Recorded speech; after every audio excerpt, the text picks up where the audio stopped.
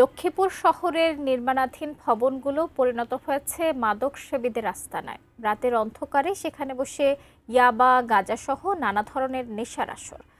ভবন মালিকরা বাধা দিয়ে পড়ছেন উল্টো হুমকির মুখে। লক্ষ্মীপুর প্রতিনিধি মেহরাজউদ্দিন রবিনের তথ্য ছবি নিয়ে ডেস্ক রিপোর্টে বিস্তারিত। রাত নামলেই বদলে যায় নির্মাণাধীন ভবনগুলোর রূপ। অন্ধকারকে আশ্রয় করে নির্মাণাধীন ভবনগুলো পরিণত হয় মাদকসেবীদের অভয়ারণ্যে।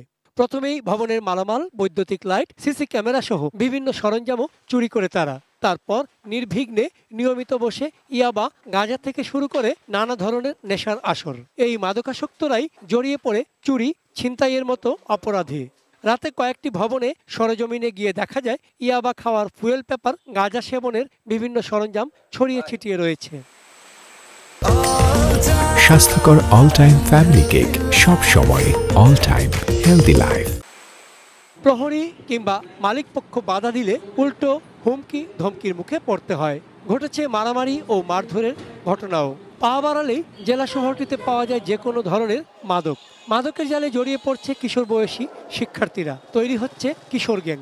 ছোট ছোট যারা শিক্ষার্থী আছে তারা এগুলোর দিকে জড়িয়ে যাচ্ছে। মাদক সেবীদের কারণে এই রোডে প্রচুর পরিমাণ চুরি, ছিনতাইয়ের ঘটনাও ঘটছে। যে হারে মাদক বিক্রি হচ্ছে এবং মাদক সেবনকারী, সে হারে এখানে তুলনামূলক হারে অভিযান হচ্ছে না। লক্ষ্মীপুর জেলাকে মাদকের ট্রানজিট পয়েন্ট বলে স্বীকার করছে খোদ মাদক নিয়ন্ত্রণ অধিদপ্তর। লক্ষ্মীপুরে কিন্তু টেকনাফ থেকেও কিছু ইয়াবা আসে, যেগুলা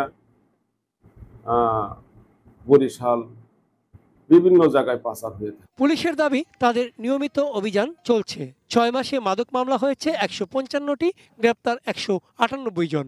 উদ্ধার করা হয়েছে 25,000 পিস ইয়াবা, 120 কেজি গাঁজা। আমরা প্রতিদিন কিন্তু আমরা চেকপোস্ট করছি এবং আমাদের হচ্ছে অভিযান, মোবাইল টিমের এবং ডিবির অভিযান আমাদের অব্যাহত আছে। আমরা 13টা স্পট আমরা লক্ষ্মীপুর শহরে আমরা দেখেছি 13টা স্পট আমরা প্রতিদিন কিন্তু আমরা অভিযান চালাচ্ছি। চন্দন পাল, ডেস্ক রিপোর্ট, এটিএন নিউজ।